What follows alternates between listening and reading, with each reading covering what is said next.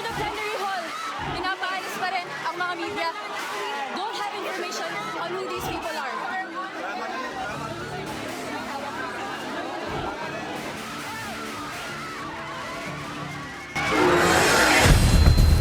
Si PBBM na mismo ang nag-utos ng malalimang pag-imbestiga sa nangyaring barilan sa loob ng Senado nitong Miyerkules ng gabi.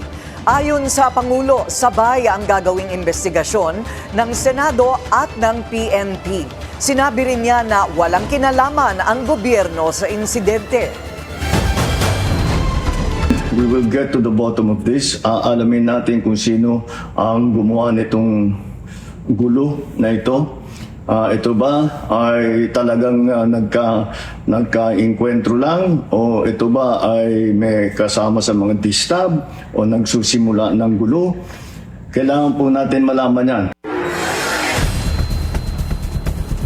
Ang kapatid naman ni PBBM na si Senator Amy Marcos, pinaalis muna sa pwesto ang mga opisyal ng NBI habang gumugulong ang investigasyon. Driver umano ng NBI ang nahuling sospek sa pamamaril sa Senado. Talagang Senate siege ang dating, hindi ko maintindihan. Bakit naman isi-siege dito? Sa kagustuhan ba nila ito, maaresto si Senator Bato? Now that the smoke has cleared sa Senado, nasaan na nga ba si Senador Bato? Una na nating iniulat na madaling araw kanina ay umalis na si De La Rosa. At bago niyan, binulabog ng mga putok ng baril ang Senado kagabi na nasaksihan mismo ng ating mga reporter. Yan ang agenda report ni Hannah T. Nagulat ang live mula din dito sa Senado. Hannah, meron na bang balita? Nasaan na nga ba si Senator Bato De La Rosa?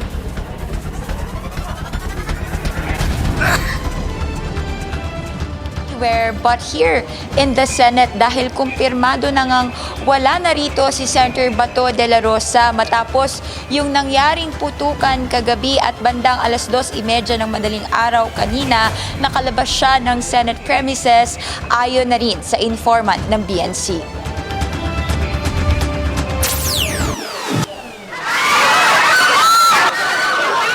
Bababa sa 20 putok ng baril ang narinig sa ikalawang palapag ng Senado kagabi. Rinig ang sigawan habang nagtutumbahan ng mga nakadisplay na exhibit sa hallway at kitang patuloy ang pagpapaatras ng mga tauhan ng Senate Office of the Sergeant at Arms sa media para makalayo sa mga armadong lalaki. Namatay din ang ilaw sa ikalawang palapag at maya-maya nagtakbuhan ng ilan palabas ng Senate premises habang may mga naipit naman sa sitwasyon sa second floor.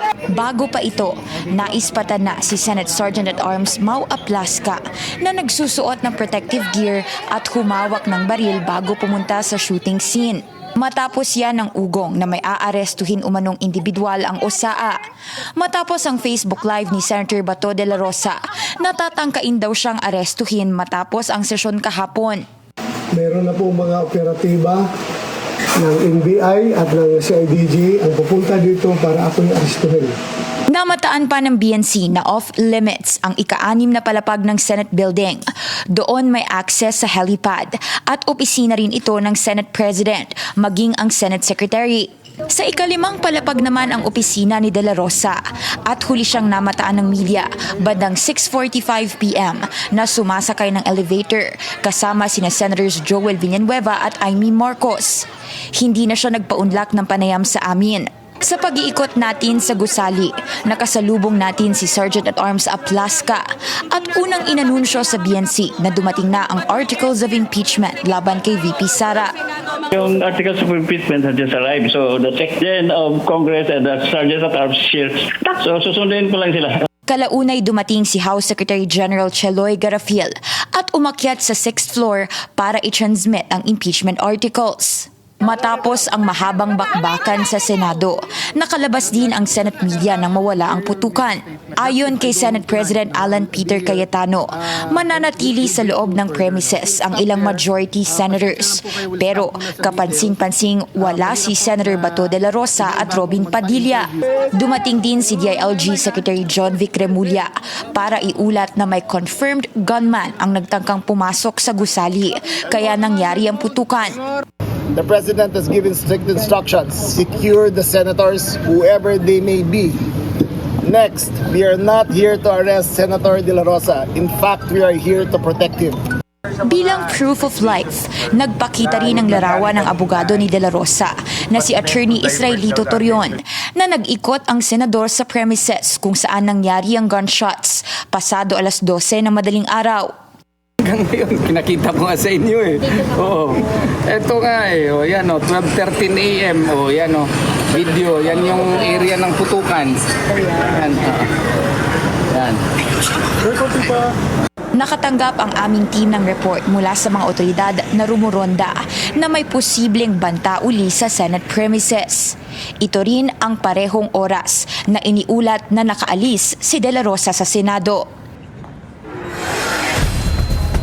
Corina, nagpadala ng mensahe ang asawa ni Senator Bato de la Rosa kay Senate President Alan Peter Cayetano at humingi ito ng paumanhin sa kanya matapos ang umano'y pagkadamay ng Senado sa pamamalagi niya rito sa higher chamber. At sabi pa ng asawa ni De La Rosa, bagamat safe daw siya rito sa loob, mas nangibabaw umano yung kaligtasan ng lahat, lalo't alam niyang dudumugin siya ng mga otoridad dito sa Senado kapag nanatili siya dito sa loob. At ayon pa sa wife ni Senator Bato, wala raw sa plano ang pag-alis ng senador, pero mukhang ginamit daw nito ang oportunidad ng magkaputukan na kagabi. Hindi naman maituturing ni Cayetano na pagtakas o escape ang ginawa ni De La Rosa dahil wala naman daw inihaing warrant of arrest laban sa senador. Matatandaang sa gitna ng sesyon nitong Lunes, namataang tumakbo si De La Rosa papunta sa Senate plenary matapos ang umano'y paghahabol sa kanya ng NBI kaugnay ng warrant. Pagdating naman sa imbestigasyon sa nangyaring putukan kagabi, Corina, una nang lumitaw na nanggaling ang warning shot mula sa panig ng Senado versus NBI umano. Nang tanungin kung maituturing pa bang pag-atake sa Senado ang nangyaring insidente kung sa kampo ng Senado ang unang putok, matapang nahirit ni Cayetano, the Senate was under attack. Kung tututukan kita ng baril, papasukin ko bahay mo na may baril ako. Nag-warning shot ka, pinutukan kita pabalik. Is it not an attack? Sorry but I don't think there's any question. The Senate is under attack, was under attack. All of you, your lives were in danger last night. So I know it's your job to ask a question, but you will tell me, pagka may nagpaputok na warning, hindi under attack yun? My God! We're a democracy. This is the Senate of the Philippines. Please naman. Di ba? Yeah. What do you think happens when there's no democracy? Who's the first casualty? The media. Wala nang media kapag wala. Di ba? Pag sinabing kami muna nagpaputok, umatras sila, or security guard ng GSIS yun, di sabihin nyo, baka ito ay gawa-gawa lang, baka ito ay drama. Pero nagko-focus kami dito, hinihintay namin articles of impeachment. Nakita nyo naman lahat ng pangyayari. Napakagaling ko naman mag-orchestrate ng lahat na yan. Kaya kong papuntahin dito mga armadong grupo. Sa incident report ng OSAA, nagsasagawa ng inspeksyon ng mga tauhan nito sa ikalawang palapag ng Senado bandang 7:45 ng gabi nang makita ang dalawang lalaking nakasuot umano ng itim na bulletproof vest na may NBI markings. Agad na tinawag ng Sergeant at Arms ang mga hindi pa nakikilalang individual at sumagot umano ang isang lalaki ng NBI. Pero ayon sa ulat, isa sa mga armadong lalaki ang umano'y agad na nagtaas at nagtutok ng mahabang baril sa direksyon ng mga tauhan ng OSAA, PNP at Quick Reaction Team. Sinubukan umanong pababain ng Sergeant at Arms ang baril ng lalaki pero hindi ito sumunod at sa halip ay pumwesto pa sa tactical position. Dahil dito nagpakawala ng warning shots ang mga tauhan ng OSAA na nauwi sa palitan ng putok na tumagal ng tinatayang 3 minuto. Corina, 32 in total ang naitalang putok ng baril kagabi, 27 umano ang galing sa loob ng Senado habang 5 ang sa labas ng Senate premises. Bago pa man yan, naitransmit naman ang articles of impeachment laban kay VP Sara rito sa Senado. Corina. Okay, Hana, ano ba ang opisyal na pagkakaalam at iniulat ng Senado kung anong oras nakaalis si Senador Bato de la Rosa? Corina, according to an employee of the Senate Secretariat na iniulat naman sa isang incumbent senator, around 2:30 a.m. umexit daw si De La Rosa dito sa Senate premises. Ayon yan sa opisyal na impormasyon na galing mismo sa Senado. Corina. Okay, madali naman siguro ma-check yan kasi merong mga in and out, ang pagpasok at paglabas ng mga personalidad dito sa Senado. So, nakita ba na kasama si Ginoong Robin Padilla, si Senador Padilla? Corina, wala pang opisyal na pahayag ang Senado pagdating dyan. Although we already have received information mula naman sa isa pang informant ng BNC na pasado alas 4 ay umano'y naispatan itong si Senator Robin Padilla sa NAIA Terminal 3. At nakatanggap din tayo ng impormasyon na ang sasakyan daw na ginamit para makalabas itong si De La Rosa rito sa Senate premises ay kay Senator Robin Padilla. And we tried to ask for Padilla's camp comment pero hanggang sa ngayon ay wala pa silang sagot sa atin. Corina. At Hana, ngayong nasa Senado na ang articles of impeachment, ang dami pala niyan. Kailan magko-convene ang Senate Impeachment Court? Meron akong hawak dito, ito ba'y matutuloy? Ito ang sinabi ni Senador Cayetano sa atin kanina na ito ay sa Lunes na. Parang ito, will this still happen? Yes, Corina, we are expecting that the Senate will convene as an impeachment court on Monday dahil Thursday ngayon hindi nakasesyon ang Senado and also walang pasok kapag Biyernes dito sa Senado. So in the soonest possible time, which is on Monday, inaasahan nating magko-convene na nga ang impeachment court at ang unang magiging hakbang umano ayon kay Cayetano ay ang pag-take oath niya bilang presiding officer ng impeachment court. Balik sa iyo, Corina.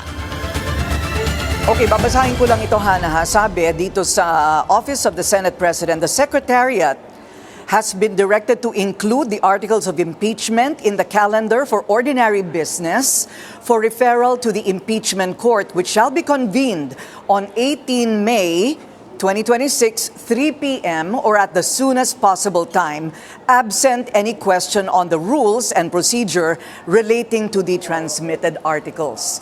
Okay, so maglalagay ka pa rin ba dito, Hana? Meron pa ba tayong inaabangan? Sa ngayon, Corina, tahimik ang Senado matapos nga nung press conference ni SP Alan.